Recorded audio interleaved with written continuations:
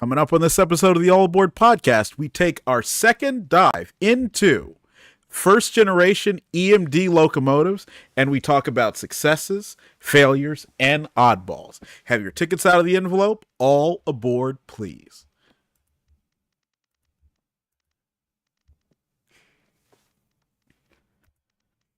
Now boarding on track number 8 is train number 1, the All Aboard podcast, your twice weekly excursion into transportation excellence, and I am your conductor, Phil Bell, Enterprise B, PB Crisp, Mr. 645, a highly trained rail enthusiast who may one day become a highly trained broadcast specialist and may one day start the stream on time.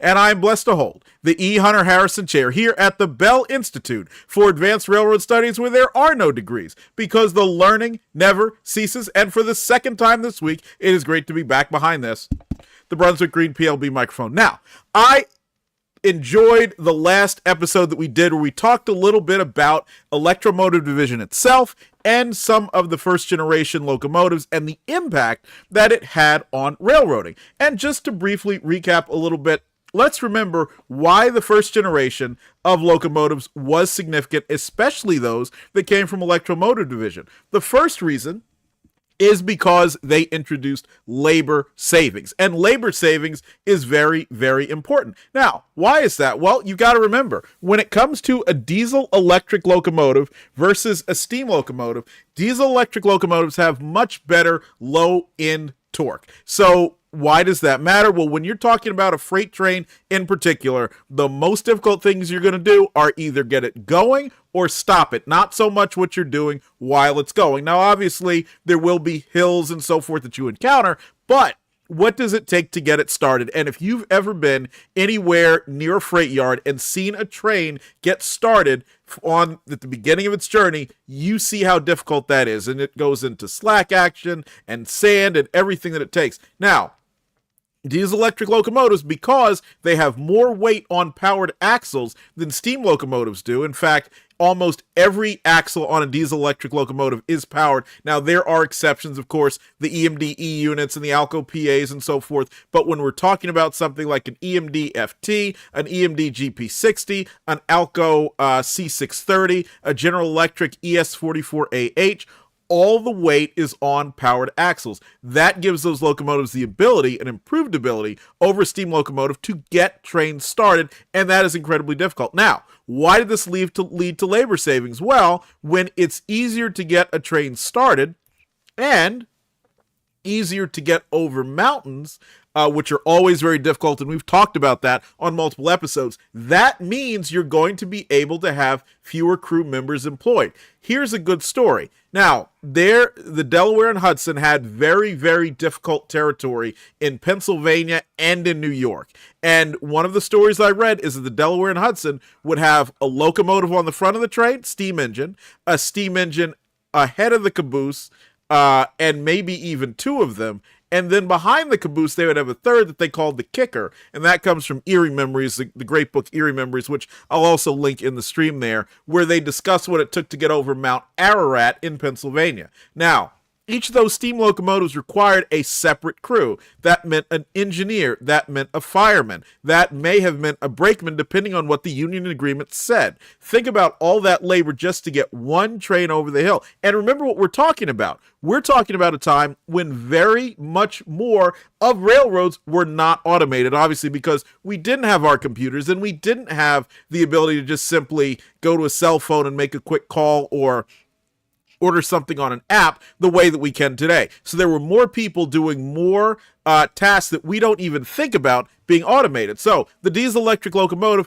helped to solve some of this problem and reduce the labor burdens on the railroads as they were starting to see their profits decline, and also as you were seeing highway transportation grow. So that's one thing the EMD first generation diesel electric locomotives did. The second was to extend operating districts. Now, traditionally, steam locomotives have been thought to go 100 miles a day, and that's what made up the basic day as far as your train and engine crews were concerned. And that's what a lot of the labor contracts were governed on. Now the diesel electric locomotives could go much further than that. Now, obviously, a lot of steam locomotives could too, your more modern steam locomotives, but This meant that a lot of places where you would typically take a locomotive off because you were going to have to service it, add coal, add oil, add water, you no longer had to do, because the diesel electric locomotives were so much more able to do this than the steam locomotives. And the third, of course, is the ability to more easily conduct repairs.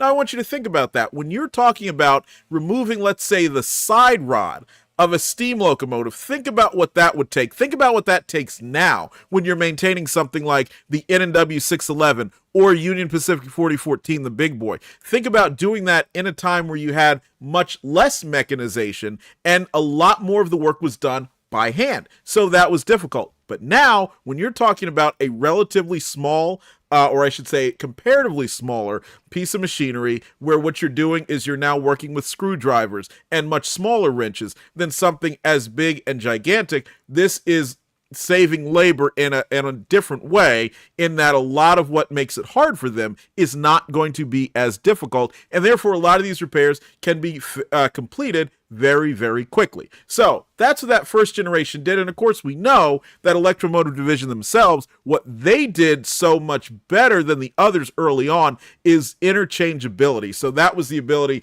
to use the same parts in a variety of different locomotives, and those locomotives could be targeted towards specific uses. So that was what the first generation did. Now, you're probably wondering, okay, so Phil, you're talking about the first generation. So what makes it different from any other generation? Well, in the future, we will talk about the second generation, but briefly, I'll just say that the goal of the second generation locomotive was to reduce the number of locomotives that were being used, because keep in mind, when you were talking about some of the first generation locomotives, of course, they themselves, each unit had relatively few horsepower. Think about an EMD-FT with 1,350 horsepower per unit, although we'll get into that a little bit more deeply in a few minutes, versus steam locomotives, which didn't have horsepower that was quite measurable in the same way. And of course, it's tractive effort that really matters as opposed to horsepower when we're talking about diesel electric locomotives, steam locomotives, and electric locomotives. And that's mainly because what we really need to focus on is their ability to obviously move what's behind them,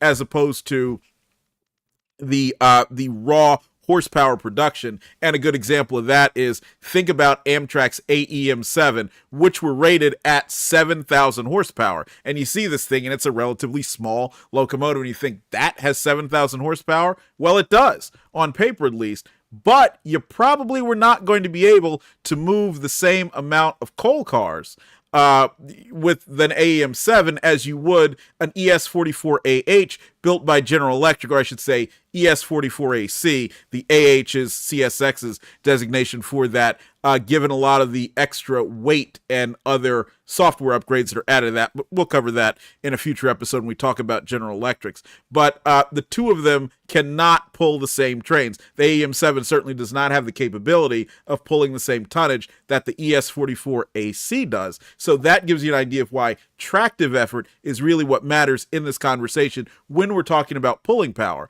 Otherwise, we're talking about top speed and adhesion to the rail. So, moving on here.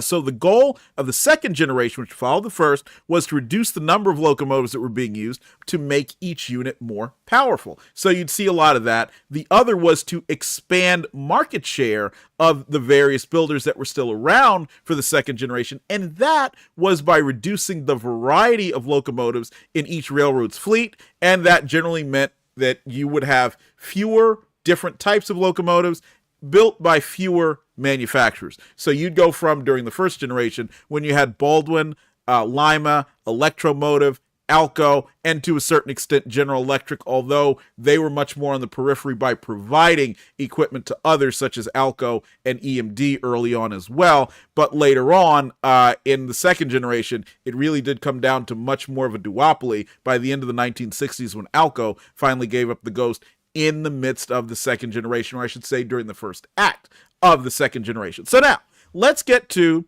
some successful first generation EMDs, and the first one. Now, you're going to have to wish me luck, because we all know how it goes over here on the All Aboard podcast. We love to have our technical difficulties, so I'll do whatever I can to try to stop those. If you're watching on CP5 Cam, cross your fingers. Let's see, how does it go?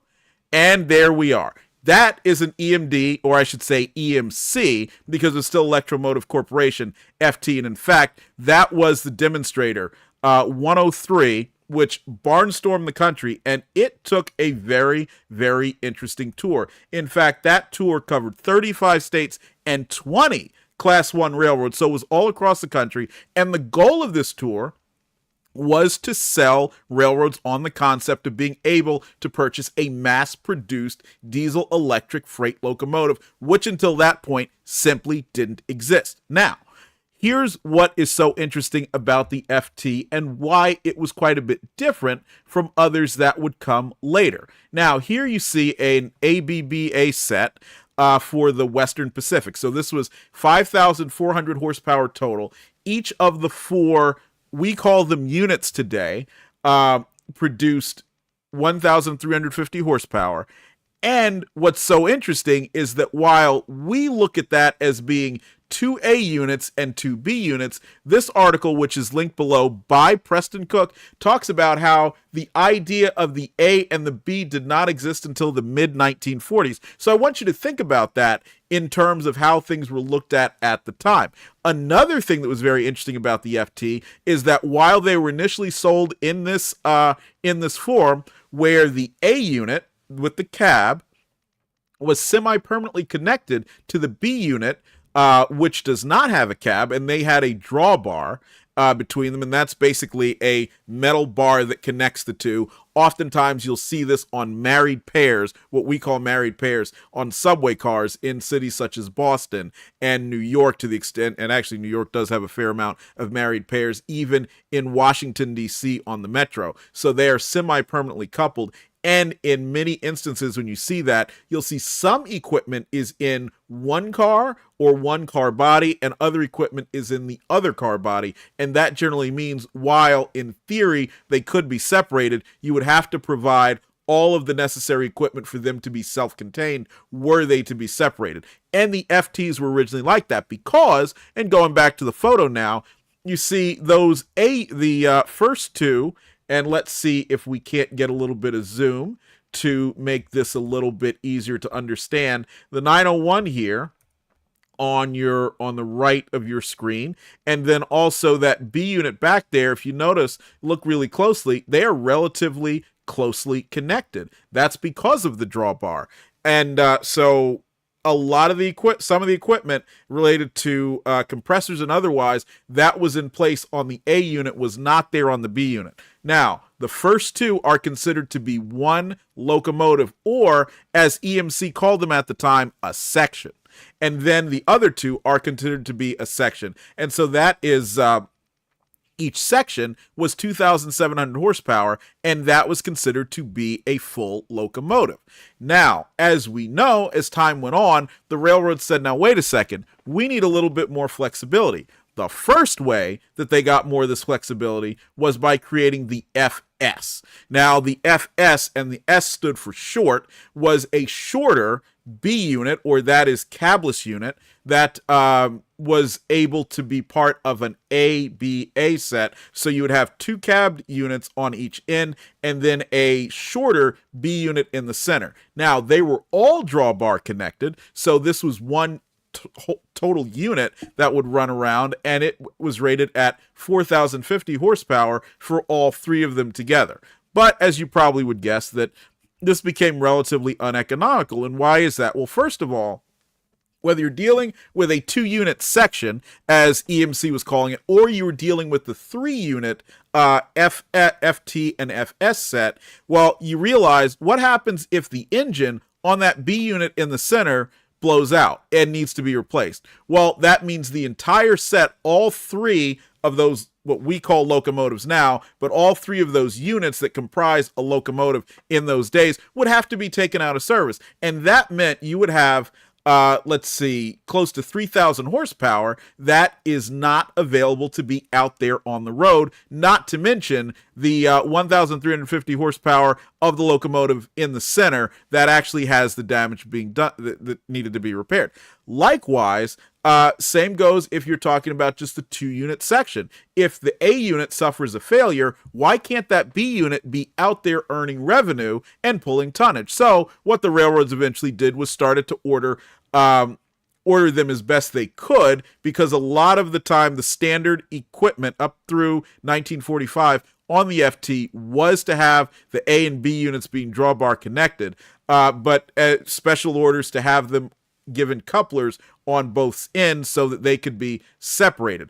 Also, the railroads themselves would do this. Now, a very interesting story that comes to us from the Delaware, Lackawanna, and Western is that in that FS set, where you had the A, B, and A, but all 3 drawbar connected, whenever one of those would go down, let's say it was an A unit, the Lackawanna actually had several steam locomotive tenders that were painted to match the FTs that would be added to the other end of the FS set. So that was their way of preserving at least a portion of that horsepower to be out there, 2,700 horsepower, to be out on the road if all 4,050 of it wasn't available due to some kind of a problem. And I'll see if I can find a picture and share it down there. But the FT was very successful in doing exactly what EMC hoped it would do. And that was proving to the railroads that they could, in fact, invest in and successfully operate diesel-electric locomotives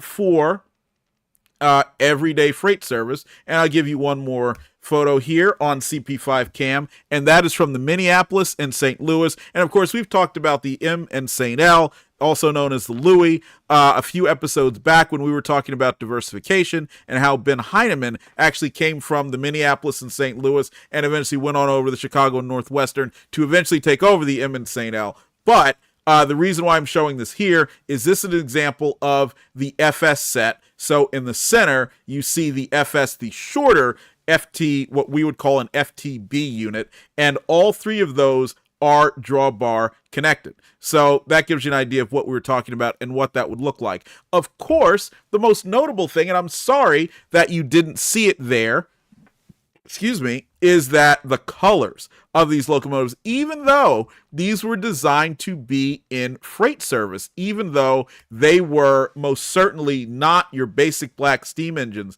the development of what General Motors, and you see there the 103, which is one of only 2 FTA locomotives remaining in all of North America, all of the world, because this is where they were sold.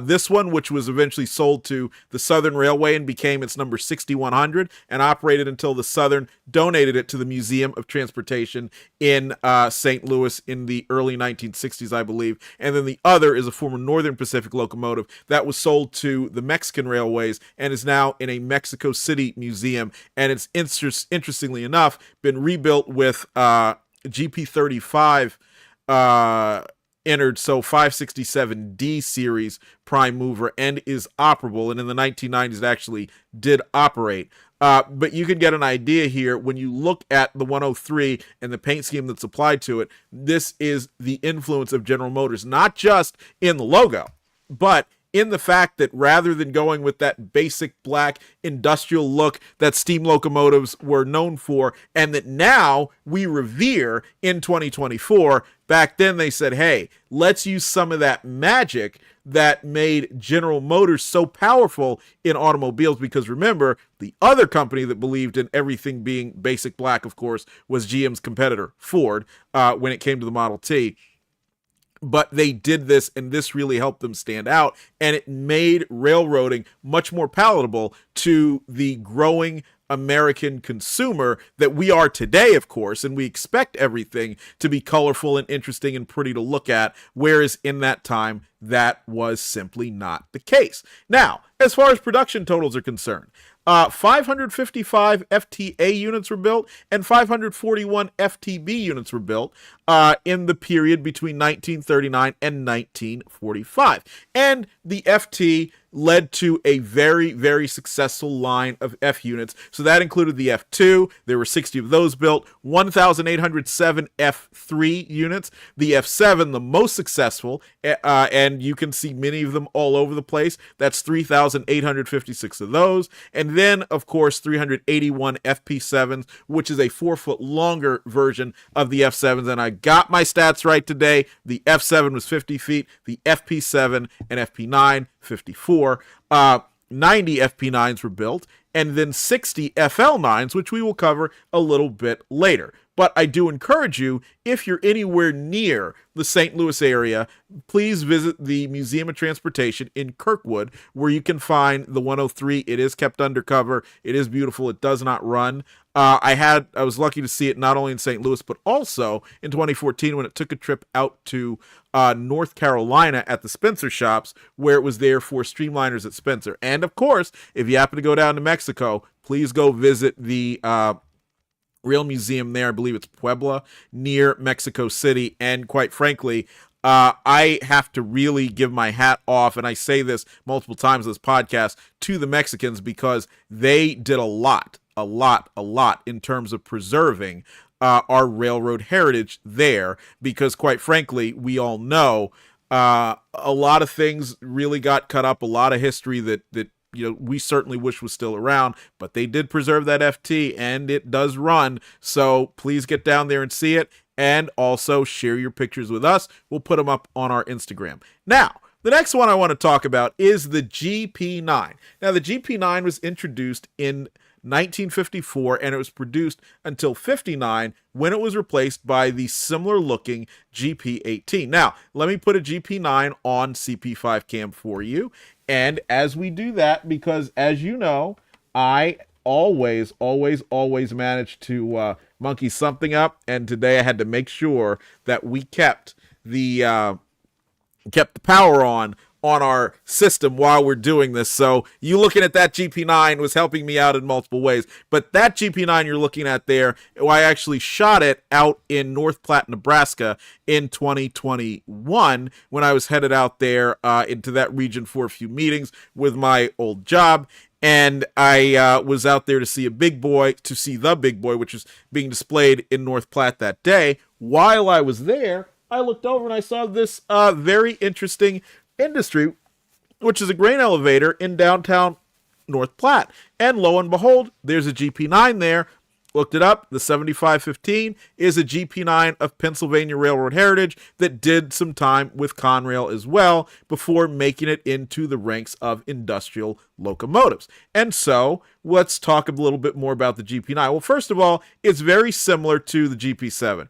And by and large, you're really not going to be able to tell very much of a difference, especially nowadays, because so many of the GP7s and the GP9s have been rebuilt. And a lot of the spotting features that came with them out of the factory, which is most notably the number of louvers that are on the battery box, so right under the cab, in the walkway area in front of the engineer.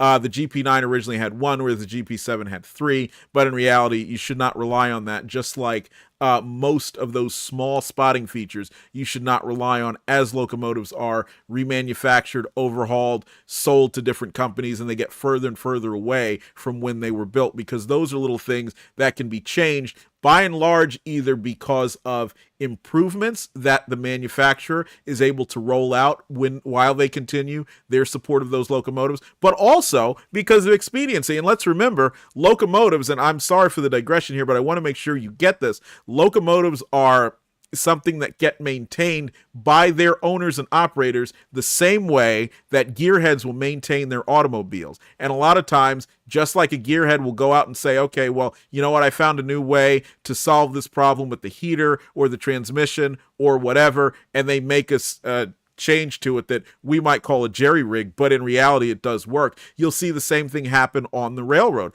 And so a lot of times that means as these locomotive fleets tend to age, you will see a lot of differences in these particular locomotives and actually what goes into them and so on. So that's one reason why you definitely want to be careful with what you're seeing and how you're trying to identify it while you're out there. Well, the GP9 with its 1,750 horsepower it outsold the F7 with more than 4,250 of these locomotives built, and it really did take the baton of the road freight locomotive from what we call truss body or car body units. And here's what I want to point out a little bit here, and I think it'll be very instructive because you will hear this from time to time. We'll go back briefly, for those of you on CP5 cam, to the Minneapolis to St. Louis FTs. Now, as you look at those locomotives, you see the rounded nose, that and the rounded cab area.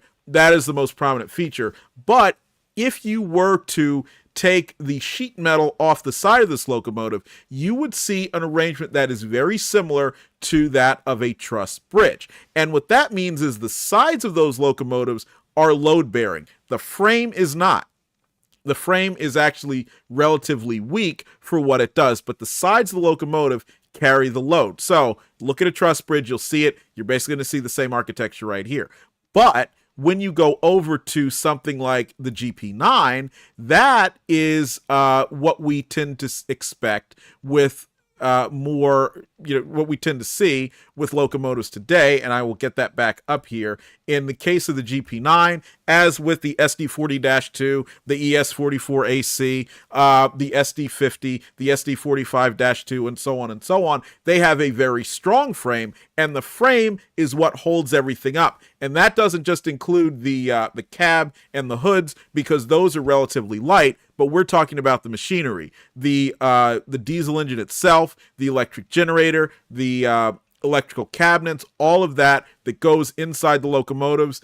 Even, of course, the engineer, he and the fireman or conductor, depending on what you have, your union arrangements there, that is all held up by the frame in the hood unit. So that was quite a bit different. Now, the big benefit, as you can see here again with the GP9 and the hood units, is that you could not only walk along the outside of the locomotive, which made it easier for someone to get out of the cab and go do the switching that is necessary, as a locomotive might be serving an industry or working in a yard, but also it improves visibility for the engineer, again, to be able to see the brakemen as they are executing a lot of the switching moves. When it comes to a full width car body, whether we're talking about an F7, an E8, or even something like a General Electric P42DC that's leading Amtrak trains today, that is much more difficult, and that's why the Federal Railroad Administration does not allow those locomotives with full-width bodies,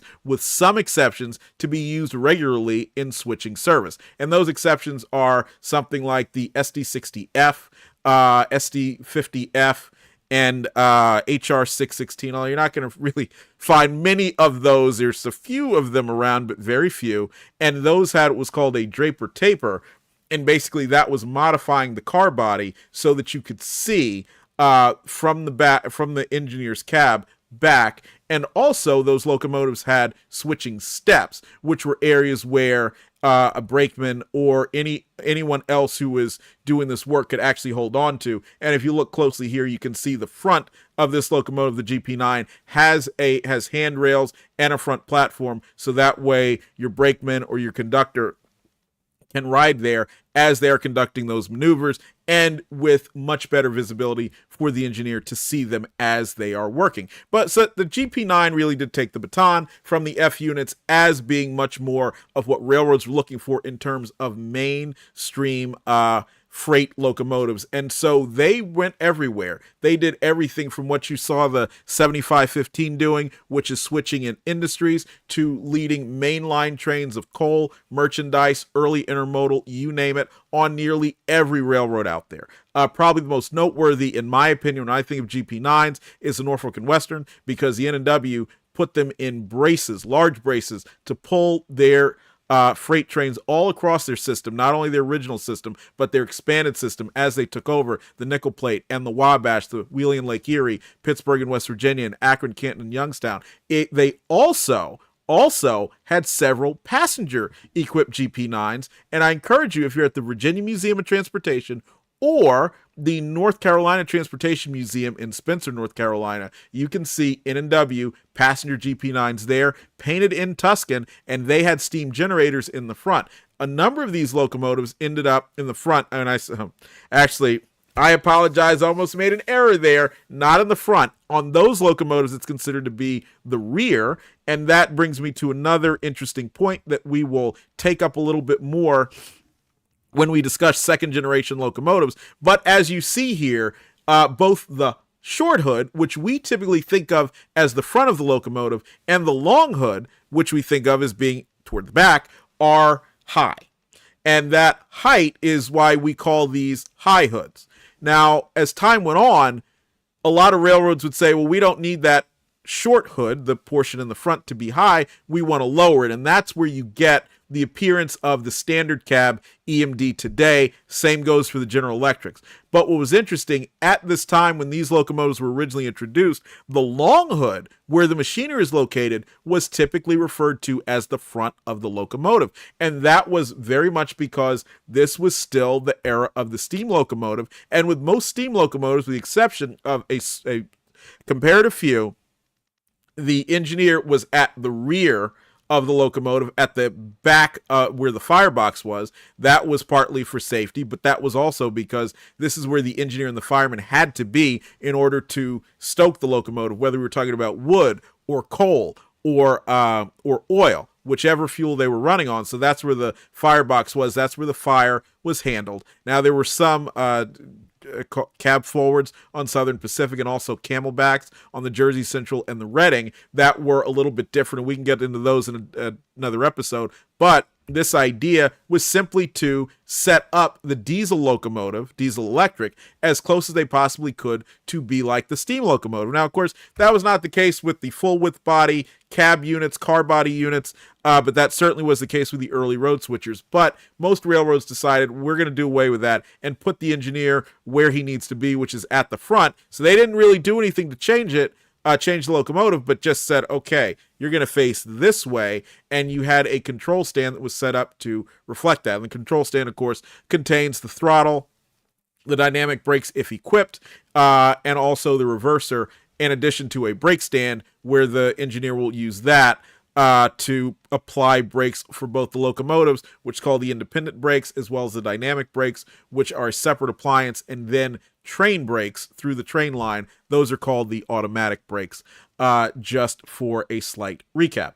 But the GP9 was very, very successful. There were a number of GP9Bs, but there were comparatively few, and that's because by that point, most railroads had soured on the idea of purchasing additional horsepower without having a cab to go with it. Because at the end of the day, although it seems like a great idea, maybe you could pay less for these locomotives but still make use of them as trailing a leading locomotive, whether it's of the same type or otherwise. In reality, the price differential was not that great. The idea was revisited in the late 1980s with the Santa Fe when they purchased GP60Bs from the electromotive division to go along with their wide-nose GP60Ms. But again, the same economics came about, and the experiment was not continued. One last thing to note, the 1,750 horsepower was generated by the 567 C block engines there, and that same block was used in the E9 in 12-cylinder versions, two 12-cylinder 567Cs in the E9, and the 16-cylinder 567B also found in the Jeep 9, was used in the FP9 and the F9. And again, that goes to the versatility and ability of the same parts to go in multiple locomotives. One last thing before we continue on, I use from time to time the phrase Jeep when referring to the GP9, the GP7, the GP40-2, and so on. Because of that term, GP, the term Jeep has become in vogue as a nickname for these locomotives. Now, let's move on to my all-time favorite. You've heard it if you've listened here long enough. You know it is the EMD E8. And let me get an E8 up here. Actually, I'll get you two E8s, including one of my favorites on the right there, Erie E8A number 833, Conrail number 4022, Erie Lackawanna number 833. That's in the center there. To the left, you have Southern E8 number 6900 in its Southern Crescent paint. And to the right, somewhat out of the photo, is Union Pacific E9 number 949. But we'll get to that, the E9s in a moment. The E8 was a 2,250 horsepower, 70-foot, 3-inch long machine with two, count them, two 1,125 horsepower, 567B prime movers for a total output, of course, of 2,250 horsepower. It was premier passenger power. And this was the, I would say, probably the apex of EMD E-unit design, which of course had begun not with the EA, as many people think, but it had begun with the early Santa Fe and Baltimore and Ohio box cab units that had two engines inside them, two Winton 201A diesel engines from which the 567 series was developed, and they were 4 axles, not 6, 4 traction motors. The E-units, of course, had 4 traction motors as well, but with an idler axle on the center, which is how they were called, given the wheel arrangement of A1A-A1A, the A, each A representing a power axle, the 1 representing an idler axle. And they, of course, ended up with this because that improved weight distribution, because then as now, weight is always an issue for railroad bridges and railroad alignments, and spreading that weight out over more wheels made things a lot easier for lighter branch lines that had lighter weight rail in addition to light bridges. Now, the E8 was significant because it saw 421 A and B units produced between 1949 and 1953. What's also noteworthy about the E8 is it was the first of the E units to have a bulldog nose versus a slant or shovel nose. And I'll show you the shovel nose. This was taken at the same event, the Streamliners at Spencer in 2014. That is an E3A, number 501, that was rebuilt to E6 standards by the Atlantic Coastline. And you can see the nose is very much slanted down, almost like a shovel, or I should say a backwards shovel, whereas the E8 is much more of the nose that you're probably familiar with on the F unit. And let me see, I'll get you another shot of the 833 or Conrail 4022, as it's probably the most popularly known, and this gives you an idea of the contour of the nose if you're on CP5 cam. So you see, if you look at that nose, it doesn't slope anywhere near as much as the previous nose did on the earlier E units. Now, I should actually back up. It was the second. So I know some of you who are just coming at me say, Phil, you got it wrong. You're right.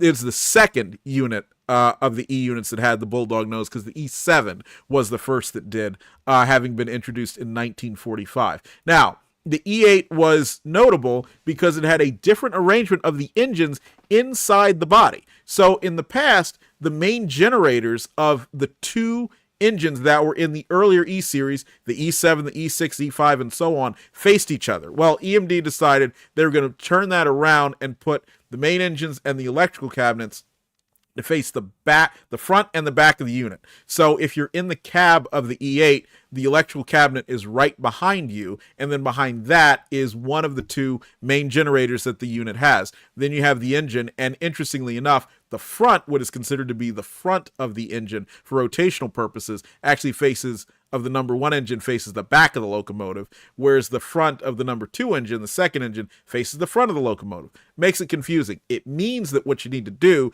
is go to a railroad museum, such as the Virginia Museum of Transportation, where you can see 2 E units, one of which has no side panels, the only surviving Richmond, Fredericksburg, and Potomac E8, and take a look at these arrangements yourself so you can see that in a much better way than I can describe it to you. Also noteworthy is the E8 had circular cooling fans, which is more of what you see on almost every EMD locomotive, with the exception of the early E units and the FTs. And so that was a big change there.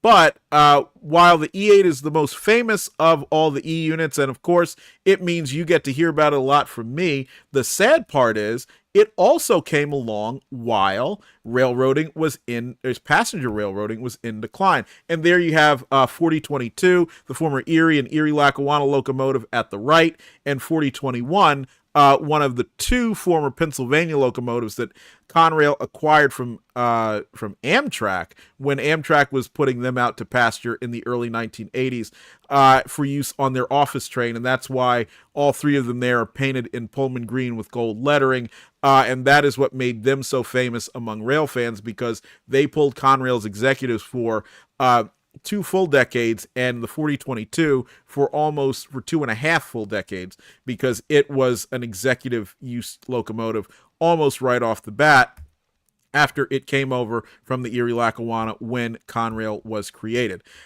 So we love the E8, but like I said, they didn't really have as much time as, say, an F40PH or even a P42DC at the helm of most American passenger trains, because by the 1970s, they were being cut up, given the decline, and also because Amtrak went out and purchased the SDP-40Fs, which were supposed to be their salvation, and of course we know ended up that was not the case, but we'll cover that more. Now, let's talk about a couple of failures. Those are the BL1 and the BL2. Now, I know there are a few out there who, when you heard me say, well, wait a minute, Phil, the BL2 is a failure, you must be a terrible person. Well, I'm not a terrible person. I'm just calling it a failure, not because I dislike it. The BL1 and BL2 are very nice locomotives, but they do have a face and a body that only a mother can love, and there you see one of the Monon locomotive that's at the Kentucky Railway Museum in New Haven, Kentucky. Now, only 59 were built between 1948 and 1949,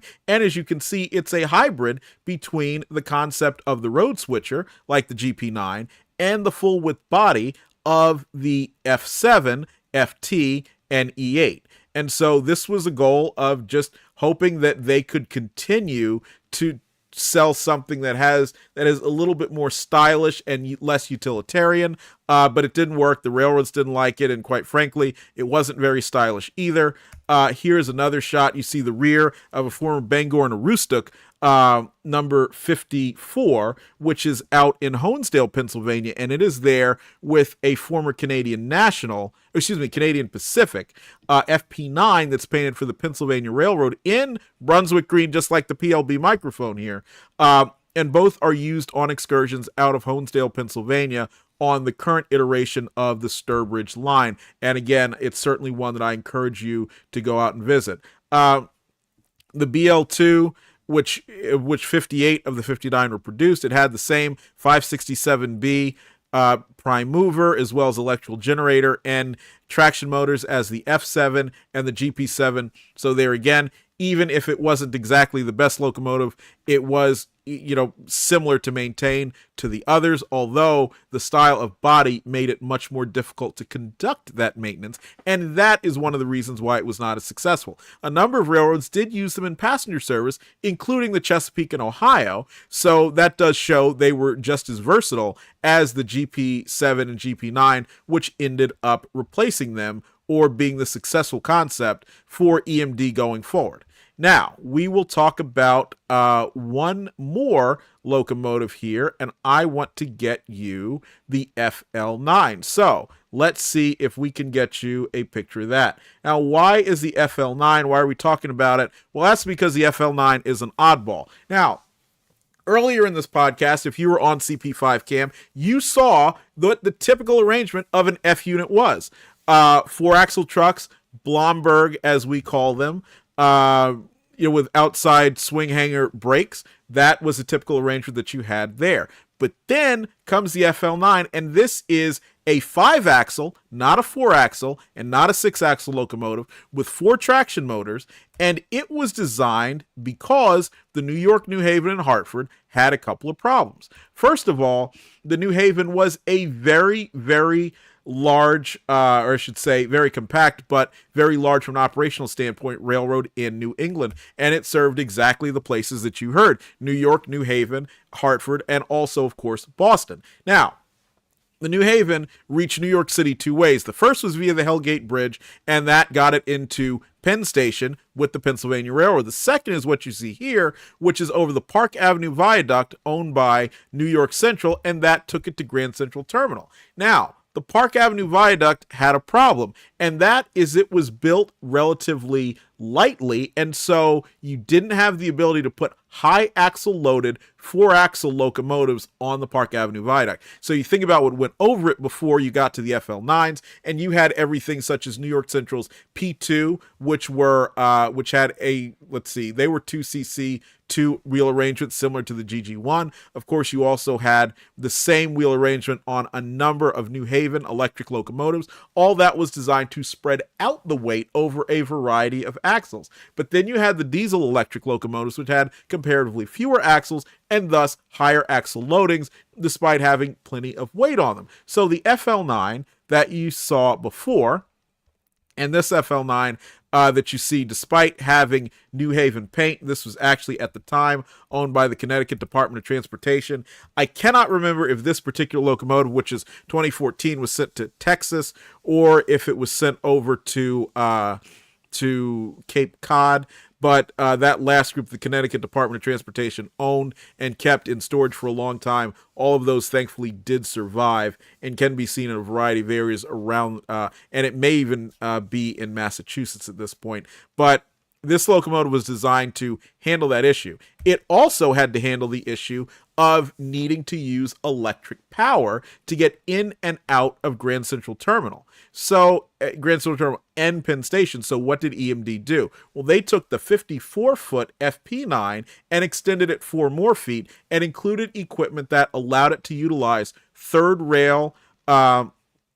third electricity from the third rail, which was between 600 and 650 volts, and that would go directly to the traction motors through a variety of switching gear that was inside the locomotive. And these pickup shoes were retractable so that once the locomotive left the electrified area, the third rail of the New York Central, the third rail of the New York Central, that it would operate in diesel electric mode only and then go north on the unelectrified portions up to Boston. Now, the New Haven purchased these in 2 groups. The first 30 were similar to the GP9 with the 1,750 horsepower 567C prime mover. The second were similar to the GP18 with the 1,800 horsepower 567D1 prime mover.